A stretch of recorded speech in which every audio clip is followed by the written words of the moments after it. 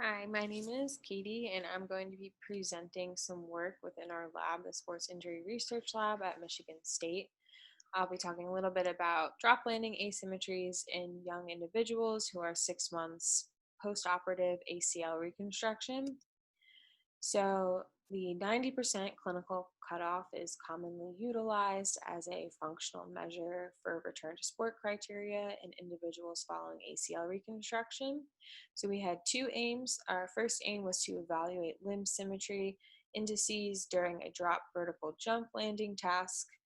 And our second was to assess the ability of limb symmetry indices to predict patient reported activity level and patient reported knee function.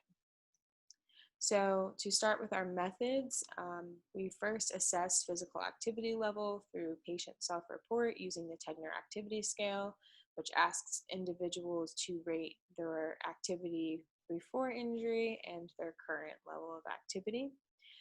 Also, we wanted to know about patient-reported knee function, so we used the 2000 IKDC subjective knee evaluation form, which is broken up into symptoms, sports activities, and function. We also asked individuals to complete a biomechanical assessment of the drop vertical jump landing task. We were interested most in peak vertical ground reaction force in each limb and also peak knee flexion angle during the landing phase. From this, we calculated the limb symmetry index, so the involved divided by the uninvolved limb to get a percentage multiplied by 100%. And for our statistical analysis, we used Pearson product moment correlation coefficients to evaluate those relationships. Here you can actually see the drop vertical jump landing task. You see she actually drops down from the box and tries to jump up as high as she can. So our patient characteristics, we had 14 individuals included in this. You can see the IKDC score was about 82.1 out of 100. And the current Tegner score, so how they were at 6 months post-operative, was about 5, so a decrease of 3 activity levels from prior to injury.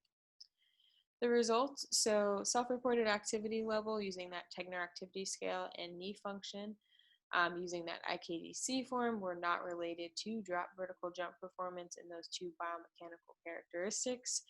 Those limb symmetry outcomes, so the two biomechanical characteristics that we investigated, including peak knee flexion and vertical ground reaction force limb symmetry indices, were moderately correlated. You can actually see the R square plotted there on the right-hand side. In terms of clinical significance, so only 4 participants out of the total met the 90% clinical cutoff for limb symmetry indices. And we know that asymmetries during landing tasks are often associated with increased risk of secondary ACL injury. And you can actually see on the right-hand side there that the ACLR limbs peak vertical ground reaction force is lower during that task. So the combination of objective, like biomechanical outcomes, and limb symmetry indices, and more subjective measurements such as patient-reported activity level and knee function, the combination of these two may provide a better insight into patient function and prevention of secondary ACL injury.